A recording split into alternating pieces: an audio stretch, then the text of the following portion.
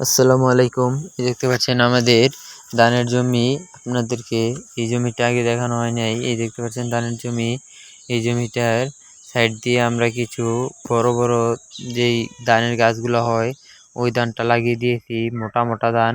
ওই ধানটা লাগিয়ে দিলে এই এই জমিটা আগের বার আমাদের হাঁসে অনেক ধান নষ্ট করে ফেলেছে। তাই এই বছর আমরা এই জমিটাতে সাইড দিয়ে বড় বড় গাছ, বড় বড় ধান, ওই ধানটা লাগিয়ে দিয়েছি। ধানটা বাতাসেও পড়ে না, ধানের গোড়া, গাছের গোড়াটা অনেক শক্ত, এই জন্য ওইটা লাগিয়ে দিয়েছি যাতে হাঁসে আমাদের জমির ধানগুলো নষ্ট না করতে পারে, এর জন্য লাগিয়ে দিয়েছি। দেখতে পাচ্ছেন এইটার ধানও মাশাআল্লাহ অনেক বড় হয়েছে। আমাদের এলাকায় ৪৯ ধান বলা হয়। এই ধানের ছড়াটাও মাশাআল্লাহ অনেক বড় বড় হয়েছে, কিন্তু কিছু সমস্যাও আছে। দেখতে পাচ্ছেন ধানের ছড়াগুলো অনেক মরেছে। এগুলা ধানের ছড়া মরার কারণ হচ্ছে এখানে মাজরা পোকা লেগেছিল। এই মাজরা পোকার জন্য ধানের জমির ধানের ছড়া মরেছে।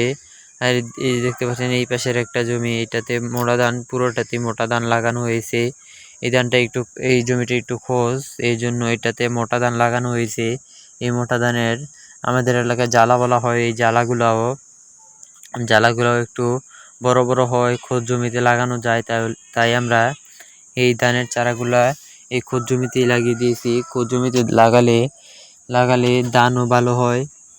আর ৪৯ ধান এই খোঁজ জমিতে লাগালে ধানের গোছাগুলো অত ভালো হবে না, তাই আমরা ওই খোঁজ জমিতে মোটা ধানগুলা লাগাই।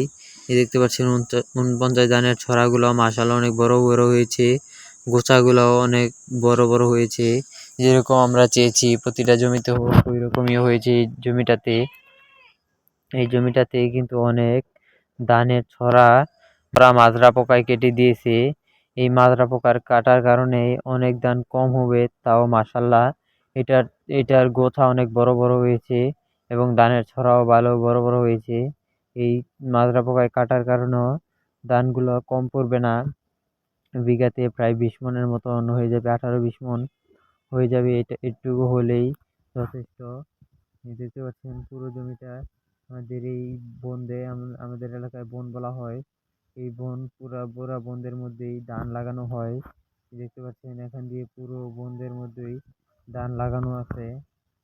এই ধানগুলা কেটে আবার আমাদের ওই বড় সিজনের ধান লাগানো হবে। দেখতে পাচ্ছেন এই ধানগুলা আরো 1-1.5 মাসের মধ্যেই পেকে যাবে ইনশাল্লাহ। দেখতে পাচ্ছেন ধানের ছড়াগুলা কিছু কিছু ধানের আগার মধ্যে পেকেও গেছে।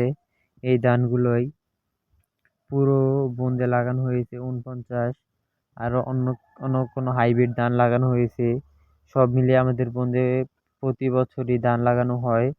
বড় সিজন আউশ ধান কম লাগানো হয়। আর এই যে এই সিজন আমাদের এলাকায় হাল সিজন বলা হয়, এই হাল সিজনের ধান লাগানো হয়েছে। এই দেখতে পাচ্ছেন ধানগুলা মাশাআল্লাহ অনেক সুন্দর। পুরা বন্দের জমিতেই ধান লাগানো হয়েছে। দেখতে পাচ্ছেন ধানের ছড়াগুলো অনেক মরা হয়েছে। দেখতে পাচ্ছেন পুরা বন্দে ধান লাগানো হলে মাশাআল্লাহ অনেক সুন্দর দেখা যায়। এটা বাস্তবে দেখলে আরো বেশি সুন্দর দেখা যায়। পুরা বন্দের মধ্যে একবারে ধান পাকলে আরো বেশি সুন্দর দেখা যায়। পুরা সবুজ, আর ধান পাকলে হয়ে যায় পুরোটা লাল।